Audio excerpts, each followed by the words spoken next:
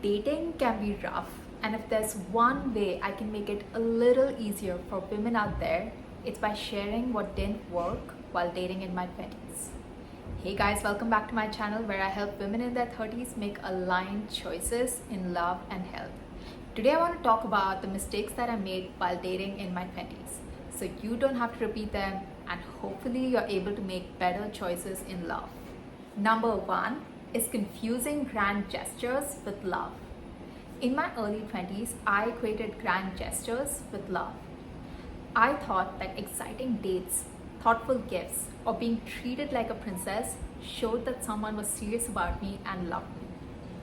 Over time, I realized that impressiveness doesn't always equal intention to be in a long-term relationship or long-term compatibility.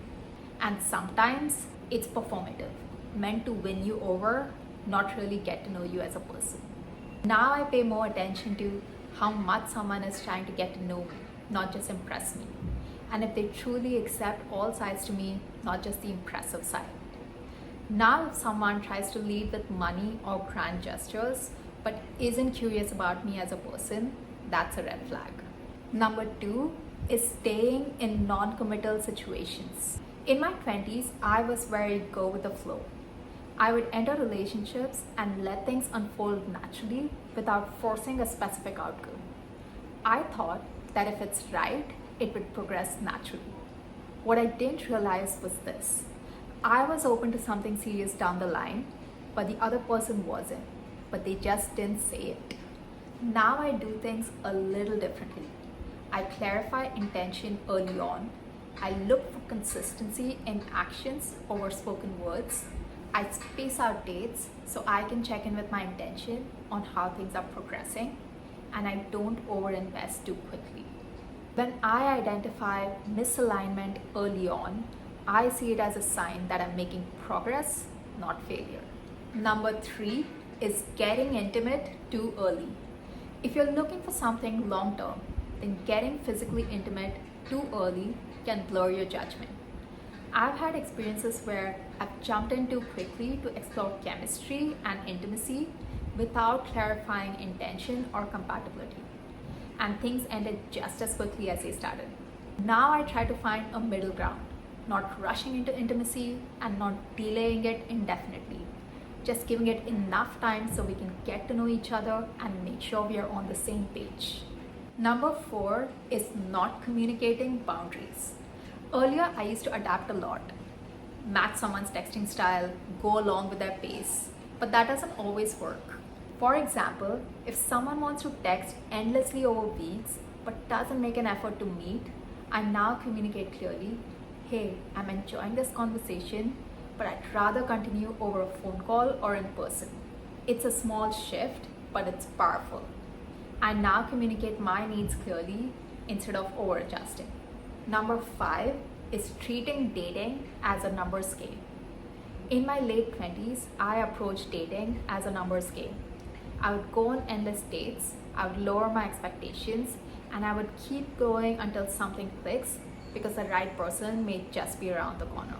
But for me, that led to burnout, dating fatigue, anxiety, and confusion. Now I still date, but not from a place of urgency or pressure. I move at a pace that feels good to me, and I trust timing a little bit more and feel confident that things will unfold at the right time. Number six is overvaluing chemistry.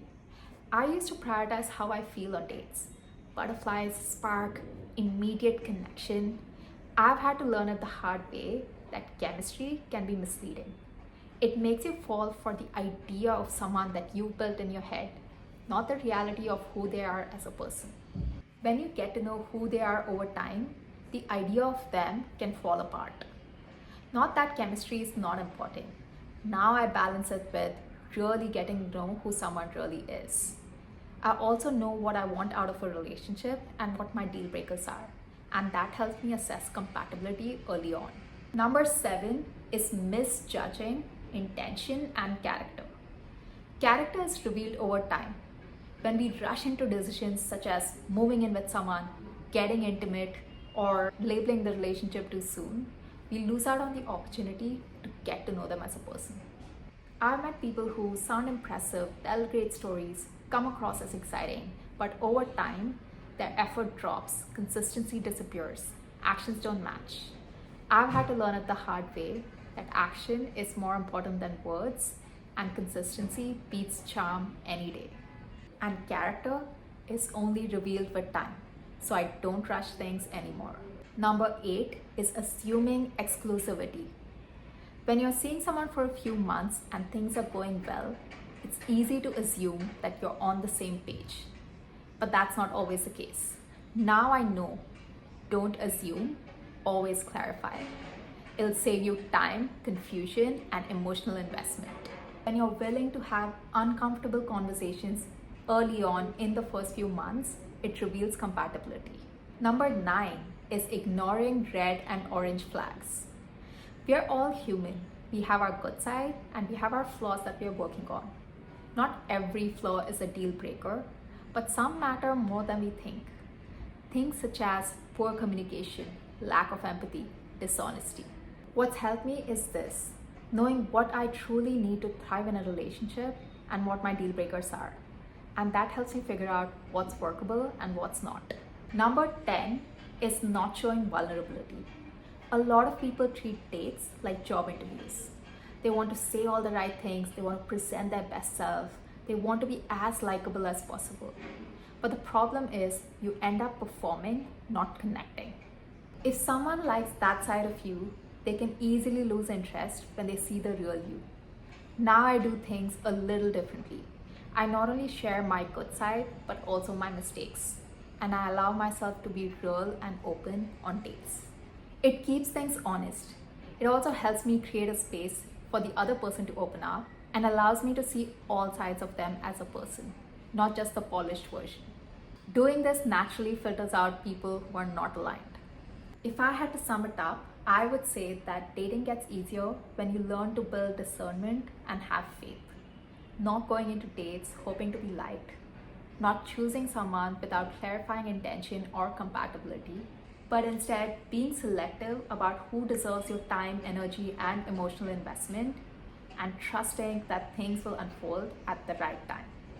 That's it for today, guys. Hope this video really helped you out. Let me know in the comments below, and remember, keep choosing alignment over timelines.